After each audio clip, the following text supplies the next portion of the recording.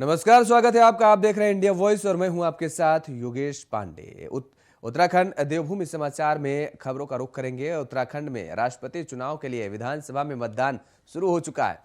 आपको बता दें कि मतदान शुरू होने से पहले ही सत्ता पक्ष और विपक्ष के विधायकों के पहुंचने का सिलसिला शुरू हो चुका था और इस दौरान पहुंचे कैबिनेट मंत्री सौरभ बहुगुणा ने कहा कि राष्ट्रपति चुनाव के लिए पहली बार एनडीए की ओर से अनुसूचित जनजाति के उम्मीदवार को राष्ट्रपति पद के लिए चुना गया है।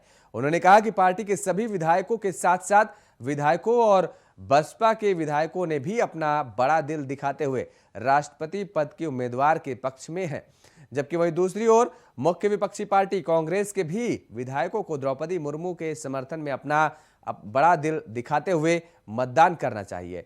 वहीं कांग्रेस विधायक प्रीतम सिंह का कहना है कि कांग्रेस के राष्ट्रीय नेतृत्व में यह तय किया गया है कि कांग्रेस के सभी विधायक और सांसद अपने राष्ट्रपति पद के उम्मीदवार के समर्थन में मतदान करेंगे।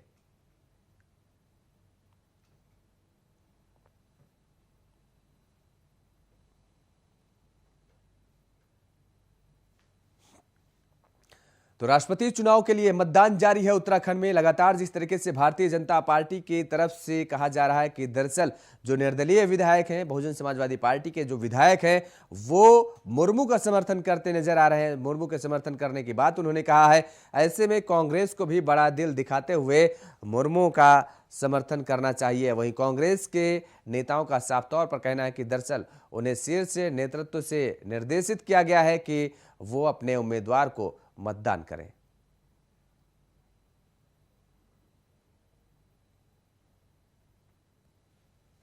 मैंने कल भी ये स्टेटमेंट दिया है कि विपक्ष को भी बड़ा दिल दिखाते हुए आज पहली बार भारत में इतिहास बनने जा रहा है कि हमारी जनजाति की एक हमारी बहन, बड़ी बहन राष्ट्रपति के पद पर के उम्मीदवार हैं और उनको वोट देने का आज समय है। तो सबको बड़ा दिल दिखाना चाहिए था, विपक्ष को भी बड़ा दिल दिखा के आज इस ऐतिहासिक उसमें अपना मत डालना चाहिए उनके पद मत में, लेकिन नहीं डाल रहे हैं। मैंने भी कल ये कहा है कि मुझे थोड़ा सा निराशा भी हुई कि विपक्ष ने दिल छोटा रखा है अपना, और लेकिन भारी मतों से हमारे मानी। देखिए, कांग्रेस के राष्ट्रीय नेतृत्व ने निर्णय लिया है कि हमारा जो प्रत्याशी है, कांग्रेस के तमाम चाहे सांसद हो चाहे विधायक हो, उनके पक्ष में मतदान करने का काम करें। अपील तो हर आदमी करता है, लेकिन हम कांग्रेस के लोग हैं, जो राष्ट्रीय नेतृत्व का निर्देश है उसके अनुरूप जो है कार्य करेंगे, उसके अनुरूप जो है वोट डालने का काम करेंगे।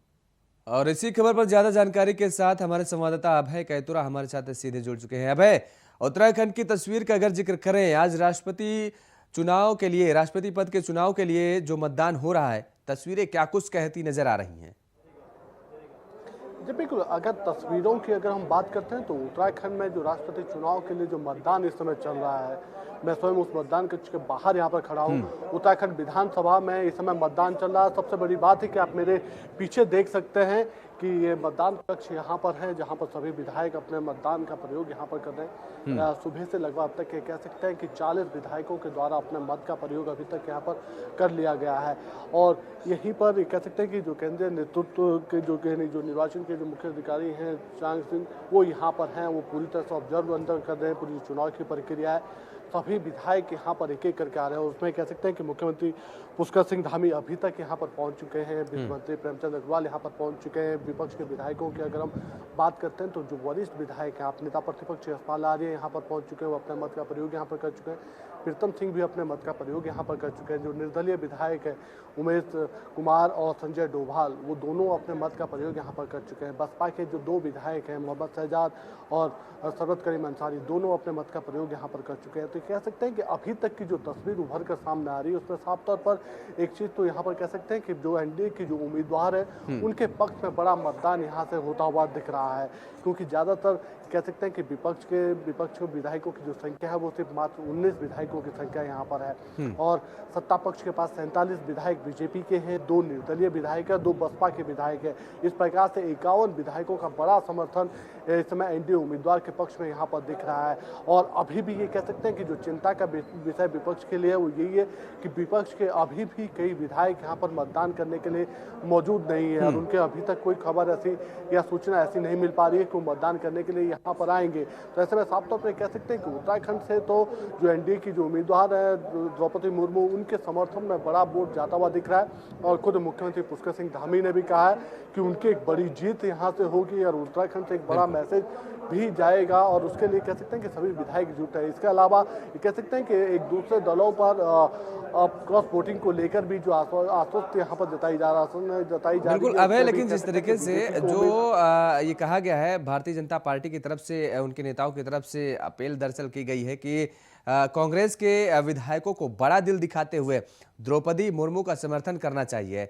अगर निर्दलीय विधायकों का जिक्र करें, बहुजन समाजवादी पार्टी के 2 विधायकों का जिक्र करें, उनका जो समर्थन द्रौपदी मुर्मू को मिलता नजर आया है, तो क्या कुछ ऐसी भी आशंका जताई जा सकती हैं क्या कि कांग्रेस के कुछ विधायक भी क्रॉस वोटिंग करते हुए द्रौपदी मुर्मू का समर्थन करते नजर आए?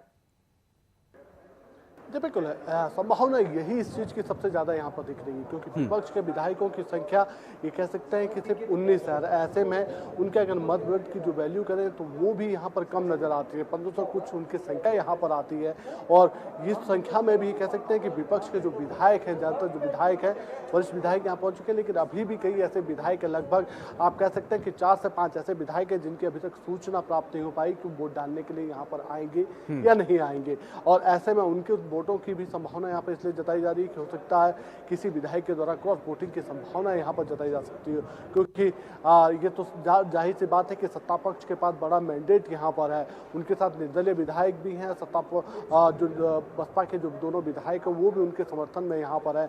और तो ऐसे में कह सकते हैं कि 51 का बड़ा मैंडेट उनके पास है, और उनके हिसाब से अगर देखा जाए उत्तराखंड में जो उनकी वोट वैल्यू होती है वो काफ़ी बड़ी संख्या में यहाँ पर विपक्ष की तुलना में काफ़ी बड़ी संख्या यहाँ पर नजर आती है। तो सीधे तौर पर कहा जा सकता है कि उत्तराखंड से तो बड़ा समर्थन एनडीए के जो उम्मीदवार है, राष्ट्रपति पद की जो उम्मीदवार है द्रौपदी मुर्मू, उनको मिलता हुआ नजर आ रहा है। जी बिल्कुल अभय, ये कहा जा सकता है कि दरअसल कांग्रेस ने जहां जो निर्दलीय विधायक हैं या बहुजन समाजवादी पार्टी है, इनको अपने साथ मिलाने की जो कोशिश तो कर नहीं पाई है, कामयाब हो नहीं पाई है, ऐसे में अपने विधायकों को भी बचा पाना कांग्रेस के लिए अपने साथ खड़ा कर पाना एक बड़ी चुनौती है।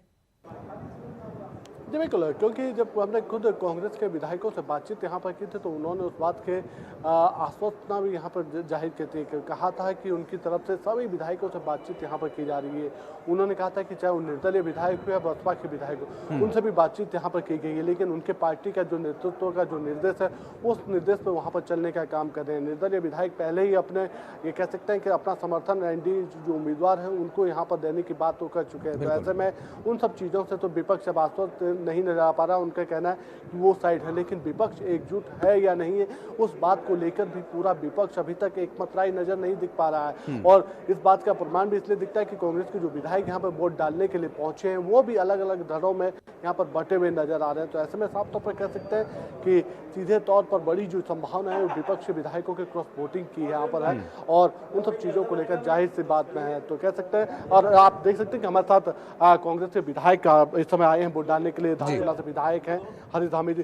सर, आज राष्ट्रपति पद के लिए वोट डाल रहे हैं, आप लोग किसके समर्थन वोट करेंगे? क्योंकि सत्ता पक्ष की तरफ से तो कहा जा रहा है कि चाहे साथी कोई भी हो अपने अंतरात्मा की आवाज़ जरूर सुने। देखिए, अंतरात्मा की आवाज़ भी सुन रहे हैं और अपनी पार्टी की आवाज़ भी सुन रहे हैं, तो निश्चित तौर पे जो पार्टी के हमारा जो कैंडिडेट है उसको वोट करेंगे।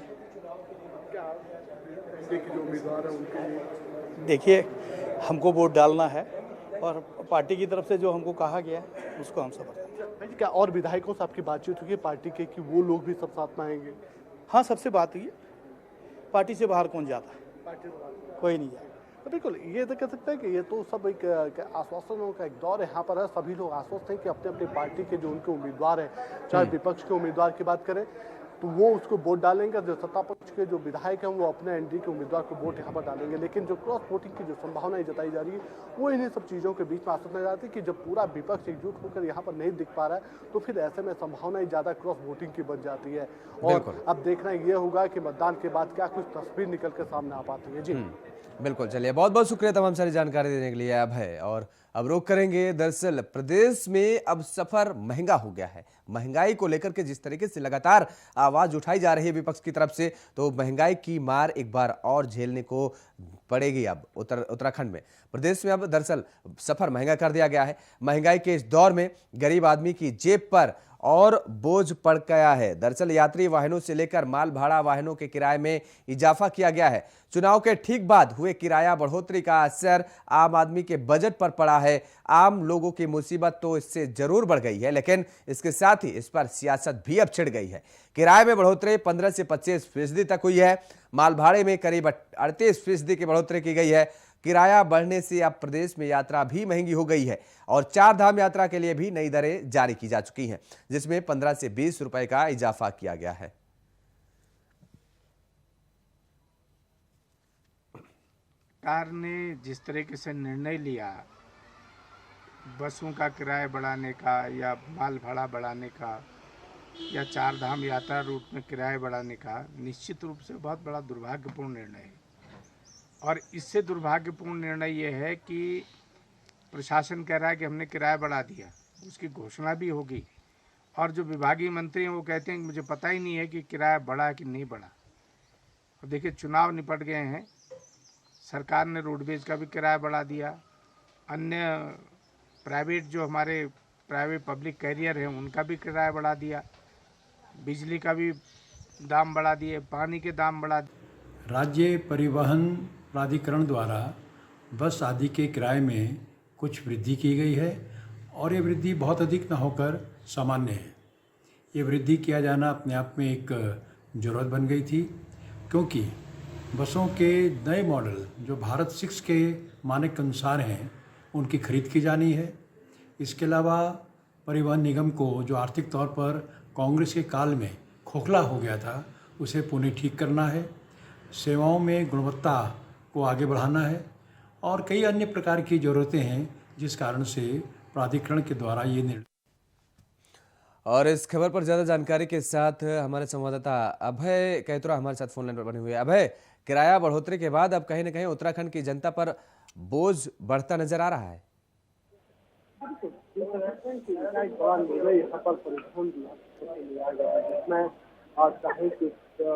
थ्री व्हीलर हो या टैक्सी वाले हो या फिर रेलवे उन सभी के माल भाड़े किराए सहित माल भाड़े में बढ़ोतरी यहाँ पर की गई है। किराए में 15 से 20% की बढ़ोतरी यहाँ पर हुई है। सबसे बड़ी बात ये कह सकते हैं कि टोटल मिलाकर पूरा एवरेज अगर देखा जाए तो 25 से मिलाकर 27% तक की बढ़ोतरी यहाँ पर पूरे इस माल किराए से लेकर माल भाड़े में यहाँ पर परिवहन विभाग की तरफ से की गई है। और अब उसको लेकर ये कह सकते हैं कि जहाँ एक तरफ जो ट्रेवल व्यवसायी हैं वो तो काफी खुश नजर आ रहे हैं, लेकिन दूसरी तरफ विपक्ष की तरफ से इन सब चीजों को लेकर यहाँ पर जरूर सत्ता पक्ष पर निशाना साधने का काम यहाँ पर किया गया है। विपक्ष की तरफ से साफ तौर पर इस बात को लेकर सवाल खड़े किए जा रहे हैं कि विभाग ने जो किराया यहाँ पर बढ़ाया उस बढ़े हुए किराए की जानकारी विभागीय मंत्री को भी नहीं है। और इस बात की प्रस्तुत इस बात को लेकर हो जाती है जब विभागीय मंत्री साफ तौर पर विभागीय अधिकारियों से कहते नजर आते हैं कि जो किराया बढ़ाने का निर्णय हुआ उसकी फाइल उनके पास आएगी और उसके बाद उनके सरकार निर्णय उन सब चीजों को लेकर कह सकते हैं जब आरोप प्रत्यारोप का दौर जारी है और लगातार आरोप प्रत्यारोप के दौर में पक्ष विपक्ष दोनों ही अपने आरोप एक दूसरे पर आरोप लगाते नजर आ रहे हैं। बिल्कुल अभय, लेकिन इस दौरान जिस तरीके से अब इस किराए की बढ़ोतरी पर सियासत भी गर्माती नजर आ रही है, कांग्रेस लगातार भारतीय जनता पार्टी की सरकार को घेरने की जुगत में लगी हुई है। विपक्ष की तरफ से कुछ सवाल खड़े किए जा रहे हैं, लेकिन सीधे तौर पर सत्ता पक्ष इस समय अपने इस परिवहन विभाग के से काफी खुश नजर आ रहा है, क्योंकि ये कहा जा सकता है कि पिछले 2 सालों से कोरोना के दौरान किसी भी प्रकार से किराए में न माल भाड़े में कोई बढ़ोतरी यहाँ पर नहीं की गई थी। ऐसे में इस दौरान कई बार पेट्रोल और डीजल के दाम यहाँ पर बढ़े हैं, तो लगातार जो ट्रेवल व्यवसायी थे उन सभी लोगों की मांग थी कि किराए में बढ़ोतरी की जाए, तो उस पर अंतर निर्णय यहाँ पर लिया गया और ये उनसे ये कह सकते हैं कि उनकी जो मुश्किलें थी उस मुश्किलें को दूर करने वाला कहा जा सकता है। अब ऐसे में अंतिम निर्णय आने वाले दिनों में अगर विभाग की तरफ से जो नई दरें ली गई है उस पर अब नया संशोधन सरकार की तरफ लेने के लिए पूरी प्रक्रिया यहाँ पर चालू करनी होगी, लेकिन अभी फिलहाल वो प्रक्रिया चालू होती नजर नहीं आ रही। ऐसे में कह सकते हैं कि अब नए बड़े किराए के साथ ही लोगों को यहाँ पर सफर करना होगा। चलिए, बहुत बहुत शुक्रिया तमाम सारी जानकारी देने के लिए। अब है आज सावन का पहला सोमवार है, यानी शिव की भक्ति का सबसे अच्छा दिन और शिव का प्रिय दिन माना जाता है।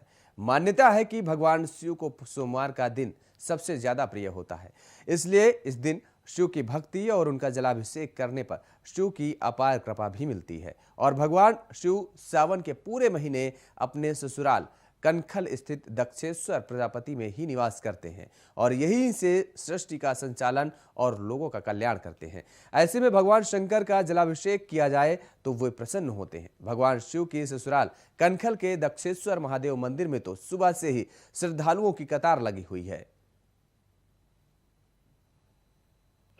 चल रहा है चतुर्मासा का मतलब देवशयनी एकादशी के बाद भगवान शिव के हाथ में ये शासन व्यवस्था आ जाती है 4 महीने के लिए। इन 4 महीनों में श्रावण का महीने से इस महीने का प्रारंभ माना जाता है हमारे हिंदू पंचांग के अनुसार, और श्रावण का महीना श्रवण नक्षत्र भगवान शिव का प्रिय नक्षत्र है और भगवान शिव का महीना है, जल तत्व प्रधान महीना है। इसलिए श्रावण के महीने में भगवान शिव के ऊपर गंगा जल अर्पित किया जाता है। आज सावन का पहला सोमवार है और यहाँ पर ऐसी मान्यता है कि भोलेनाथ 1 महीना यहाँ पे विराजमान रहते हैं। ऐसा दक्ष प्रजापति को भोलेनाथ ने वरदान दिया था।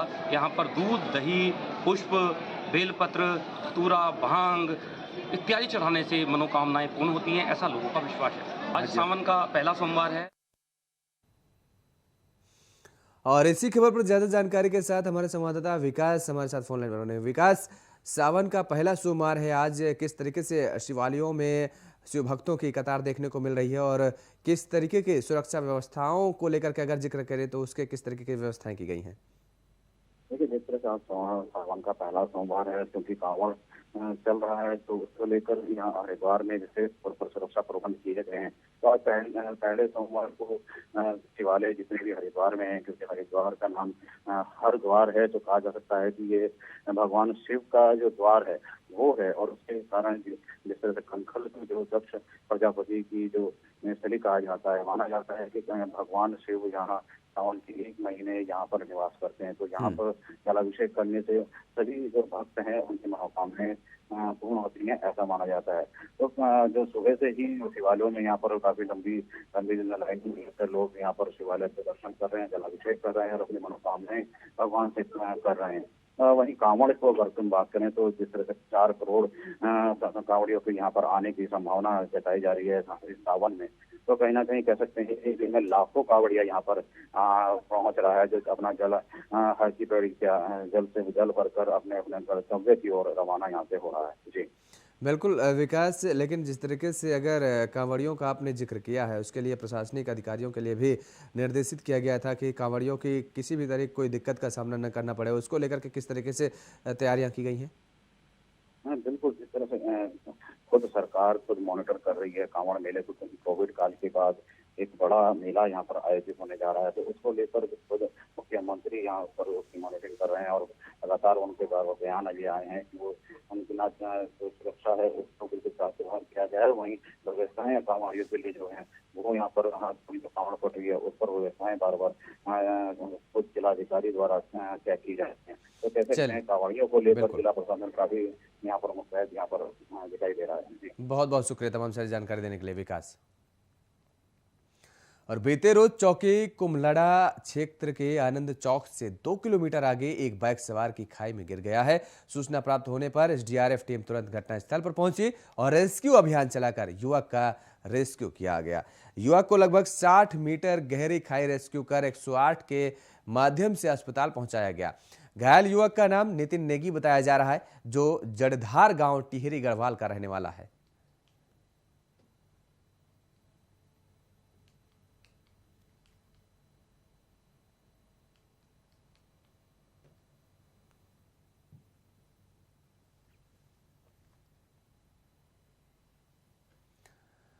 उधर रामनगर के आम डंडा वन गांव के लोगों ने सड़क दुर्घटना में मारे गए व्यक्ति के शव के साथ कोतवाली के सामने प्रदर्शन किया। इस दौरान प्रदर्शनकारियों ने पुलिस के खिलाफ जमकर नारेबाजी की। प्रदर्शनकारी पुलिस की कार्यशैली को लेकर गुस्से में थे। सुरेश चंद्र थपालिया की बात कि 12 जुलाई की रात एक डंपर ने टक्कर मारकर बुरी तरह घायल कर दिया था।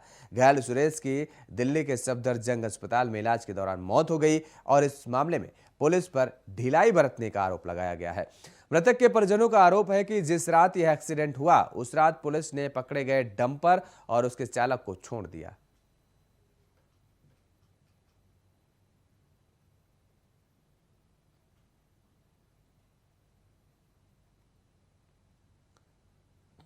सुरेश जिसकी डेथ हुई है मेरा भतीजा है। हम आमडंडा खत्ते के रहने वाले हैं। 12 तारीख की रात को तकरीबन 9 बजे के आसपास आमडंडा गेट से आगे किसी डंपर वाले ने उसको मार दिया गया। उस दिन रात को जो हम कोतवाली पहुंचे तो पुलिस की लापरवाही की वजह से हमारी एफआईआर नहीं लिखी गई। दूसरे दिन भी इसी ढंग से चलते रहे और हम जो है उस बच्चे की तरफ को देखते रहे कि बच्चा हमारा किसी तरह ठीक हो जाए। तो 14 तारीख को हमारी जब कंप्लेंट हुई, जो लिखी गई है हमारी एफआईआर 14 तारीख को लिखी गई है, उसके बाद भी अभी तक कोई कार्रवाई नहीं हुई, जिससे कारण इलाज के दौरान हमारे बच्चे की मौत हो गई। जब पुलिस की इस ढंग की लापरवाही को देखते हुए तो हमने ये कदम उठाया कि हम बॉडी को लेकर पुलिस थाने पे कोतवाली पहुंचे हुए हैं। पूरा गांव हमारा इकट्ठा हुआ है और हम ये चाहते हैं उसकी। देखिए, आमडंडा पे एक एक्सीडेंट हुआ था जिसमें युवक की मतलब इलाज के दौरान डेथ हो गई थी। उसके पर जो एम्बुलेंस में सब को लेकर कोतवाली आए थे, उनका आरोप था कि पुलिस कार्रवाई नहीं कर रही है। इस संबंध में पूर्व में ही थाने पे मुकदमा पंजीकृत है। हमारे द्वारा विधिक कार्रवाई की जा रही है। जो भी इसमें कानूनी कार्रवाई होगी वो हमारे द्वारा की जाएगी। देखिए, आमडंडा पे एक एक्सीडेंट हुआ।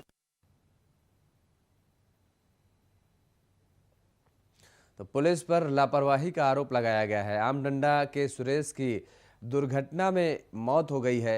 नाराज ग्रामीणों ने शव को रखकर प्रदर्शन किया और पुलिस के खिलाफ जमकर नारेबाजी की और ग्रामीणों ने पुलिस पर लापरवाही का आरोप लगाया है। परिजनों का ये बड़ा आरोप लगाया गया है पुलिस पर।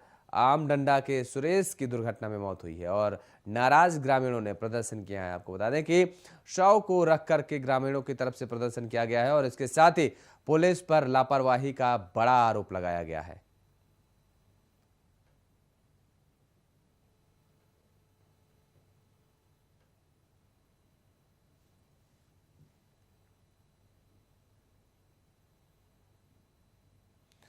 राष्ट्रपति चुनाव के लिए मतदान प्रक्रिया जारी है। सीएम धामी मतदान कर रहे हैं। तो ये बड़ी खबर आपको बता दें कि देहरादून से है, जहां पर राष्ट्रपति पद के लिए जो है चुनाव हो रहा है, मतदान जारी है। सीएम पुष्कर सिंह धामी मतदान करने विधानसभा पहुंचे हैं और इस दौरान वो मतदान कर रहे हैं। तो ये बड़ी खबर आपको बता दें कि आज राष्ट्रपति चुनाव के लिए मतदान हो रहा है। राज्य की विधानसभाओं में मतदान किया जा रहा है। वहीं उत्तराखंड में भी ये मतदान लगातार जारी है और सीएम पुष्कर सिंह धामी भी अब मतदान करने विधानसभा पहुंचे हैं और राष्ट्रपति चुनाव के लिए मतदान करने पुष्कर सिंह धामी पहुंचे हैं।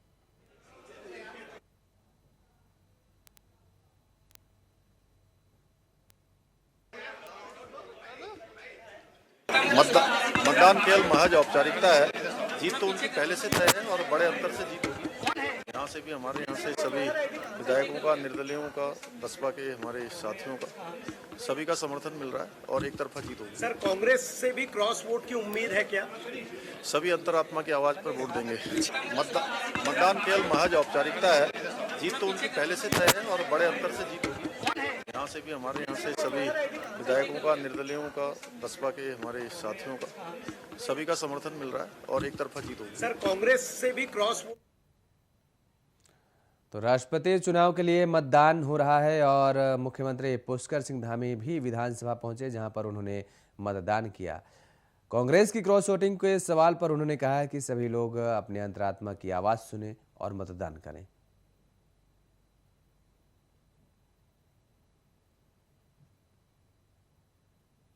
देवभूमि समाचार में फिलहाल इतना ही। खबरों के लिए आप बने रहिए इंडिया वॉइस के साथ। नमस्कार।